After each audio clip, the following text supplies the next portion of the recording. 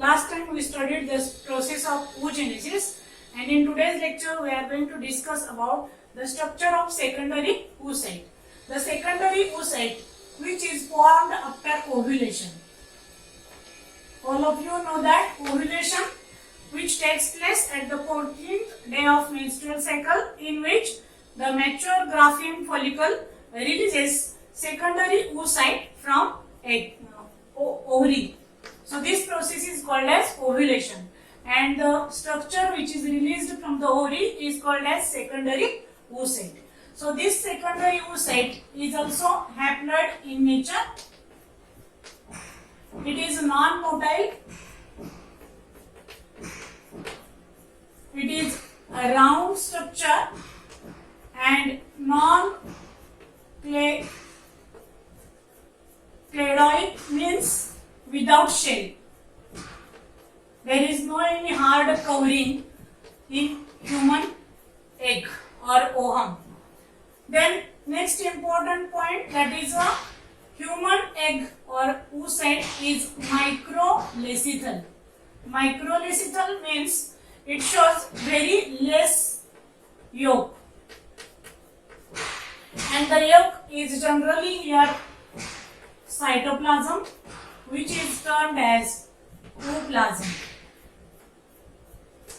and it acts as a female gamete, and the size is about 100 micrometers in size.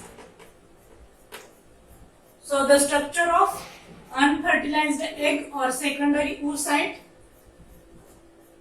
it is a round structure covered by plasma membrane, which is here known as vitelline membrane.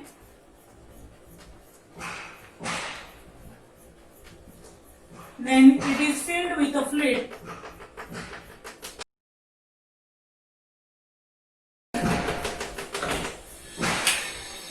It is called ooplasm. Then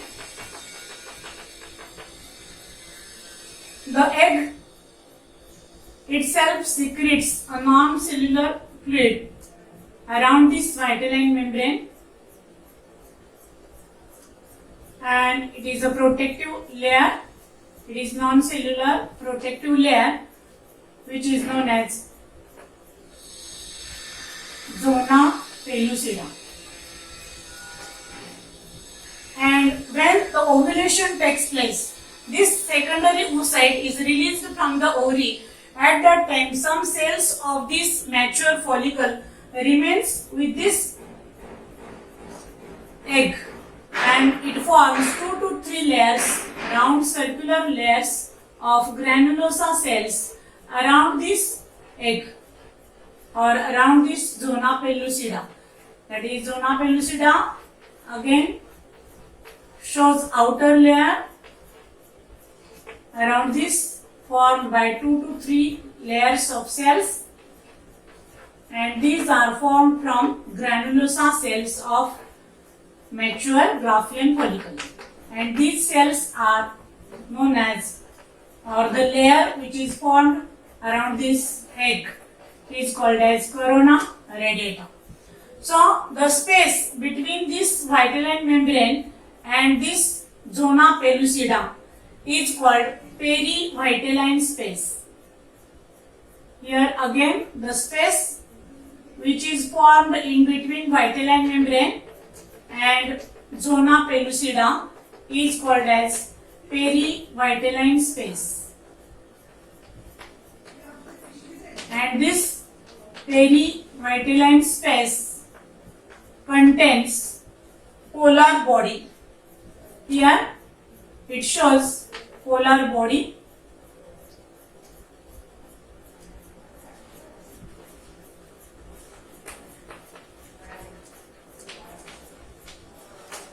Then this egg contains nucleus, which is here termed as germinal vesicle, and it is present at the center, but as the fluid increases, it comes at one end.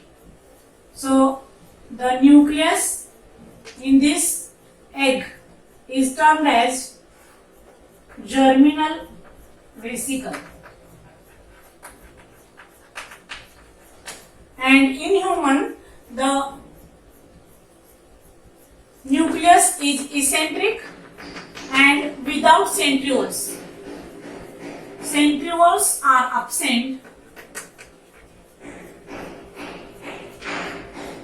in human egg or secondary oocyte.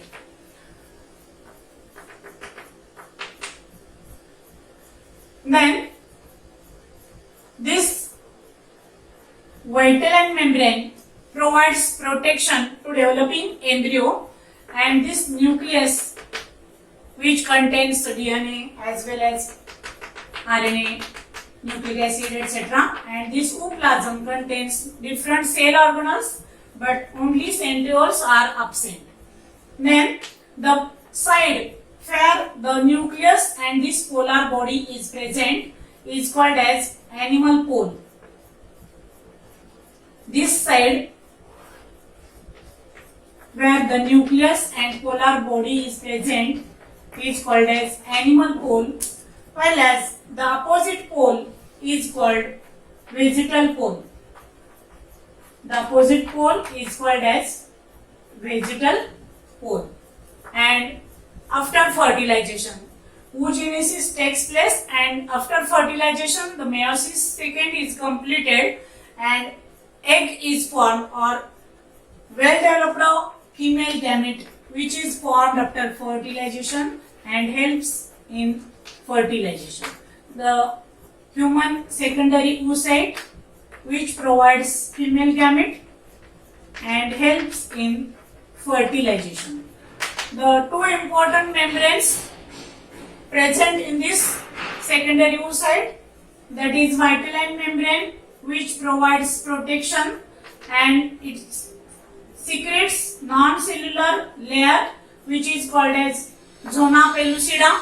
The zona pellucida also gives protection to this developing embryo, and the corona radiata, which is formed from granular follicular cells. These granular follicular cells attach to this zona pellucida by secretions called as hyaluronic acid. Hyaluronic acid, which is secreted by this egg, and due to which this corona radiata and the zona pellucida glued together.